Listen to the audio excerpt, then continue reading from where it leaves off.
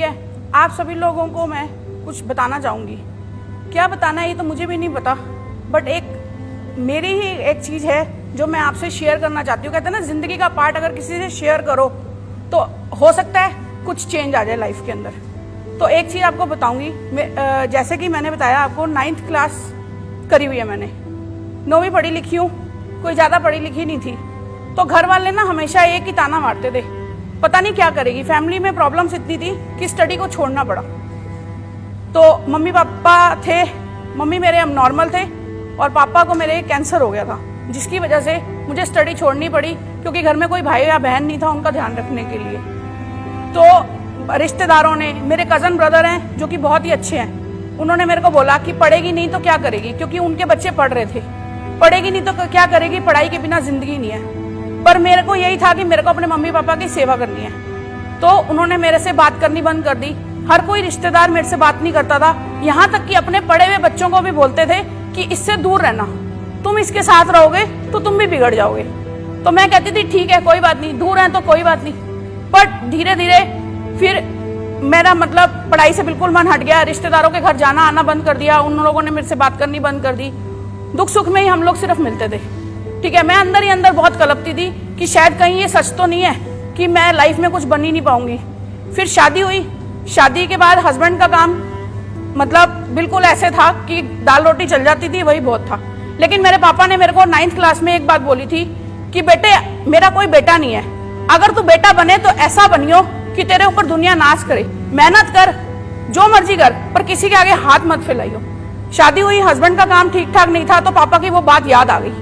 तो यही सोचा कि अगर हस्बैंड को कुछ बोलूंगी, क्योंकि मेरे हस्बैंड बहुत ही अच्छे हैं, शायद लाइफ में किसी का हस्बैंड इतना अच्छा नहीं होगा।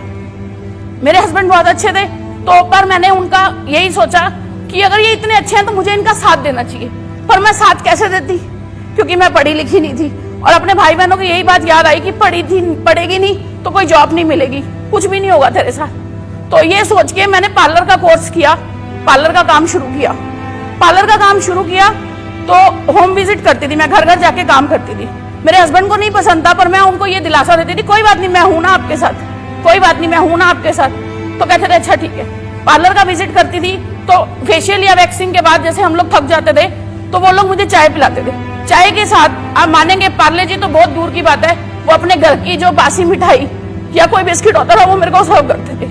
बट मैं अपने घर में किसी को नहीं बताती थी, चुपचाप आ जाती थी, क्योंकि ये जिंदगी है, जिंदगी को सर्वाइव हमें ही करना है। अगर घर में बताती तो घर वाले बोलते घर बैठ जा, पर मुझे घर नहीं बैठना था।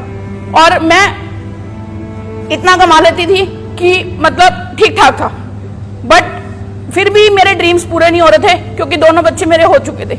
यही सोचती थी कि आज मैं ये पार्लर का काम कर रही हूँ, हस्बैंड का काम अभी भी ठीक नहीं है, 10 साल हो चुके हैं, तो ये कब तक चलेगा। तो एक दिन हमारे ग्रेट लीडर हैं संजय शर्मा जी और भारती मैम, जो मेरे घर आए और उन्होंने मेरे को मोदी केयर के बारे में बताया। मोदी केयर के बारे में बताया तो मुझे उसके प्रोडक्ट अच्छे लगे, क्योंकि क्या है, साबुन, सरफ, पेस्ट, तेल, अगर इन प्रोडक्ट से हम अपने घर का राशन भी अगर फ्री डाल लेते हैं तो वो भी बहुत बड़ी बात है। लेकिन उससे मैंने ये सोचा कि सामान ही तो दिखा रहे हैं, यूज करके देखती हूँ, अच्छा लगेगा तो आगे कर लेंगे।